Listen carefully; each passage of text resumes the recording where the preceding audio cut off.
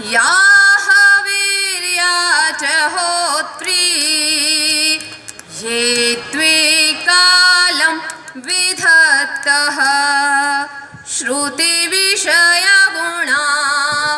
या स्थिता व्याप्य विश्वं यामाहुः सर्वबीज प्रकृतिरिति यया प्रमाणिनः प्राणवन्तः प्रत्यक्षाभिप्रपन्नस्तनुभिरवतु वस्ताभिरष्टाभिरीशः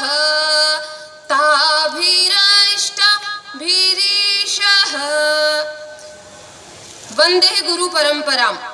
नमः सभायै सभापतिभ्यश्च।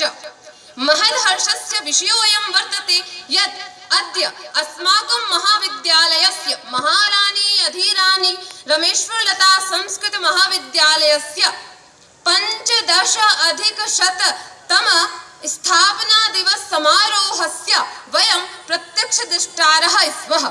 अतः अहम् अत्यधिक गौरवान्विता अनुभवामि। एवं च अस्य संस्थायाः यः संस्थापकः आसीत् ते अपि सूक्ष्मशरीरेण दृष्ट्वा अति प्रसन्नो अभवन्। इदानीम् अहम् अत्र स्वागतभाषणाय आहूता, अतः स्वागतमेव करोमि।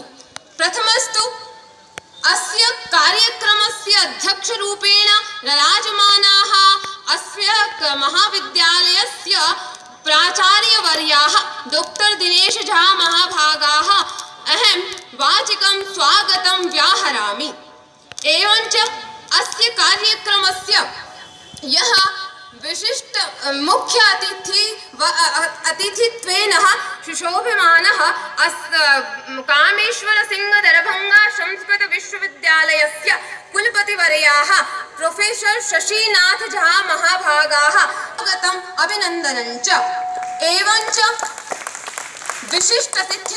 विशिष्टातिथ्येन विराजमानाः अस्य कामेश्वर सिंह दरभंगा संस्कृत विश्वविद्यालयस्य प्रतिकुलपतिवर्याः प्रोफेसर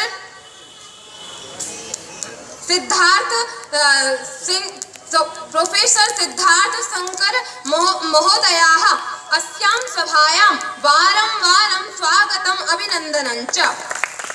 एवं च अस्यां सभायाम् उपस्थितः विधायकवर्यः विनय चौधरी महाभागाः अस्यां सभायां वारं वारं स्वागतम् अभिनन्दनं च। एवं च विश्वविद्यालयस्य कुलसचिववर्याः सत्येंद्र सिंह महाभागाः अस्यां सभायां वारं वारं स्वागतम् अभिनन्दनं च। एवं च पूर्वकुलपतिवर्याः अरविंद पांडेय महाभागाः अस्यां सभायां वारं वारं स्वागतम् अभिनन्दनं च। एवं च अस्यां सभायाम् उपस्थिताः पूर्वप्राचार्याः गोविंद झा महाभागाः वारं वारं स्वागतम् अभिनन्दनं च। अस्मिन्नेव क्रमे पूर्वशिक्षकाः चंद्रनाथ झा महाभागाः अस्यां सभायां स्वागतम् अभिनन्दनं च।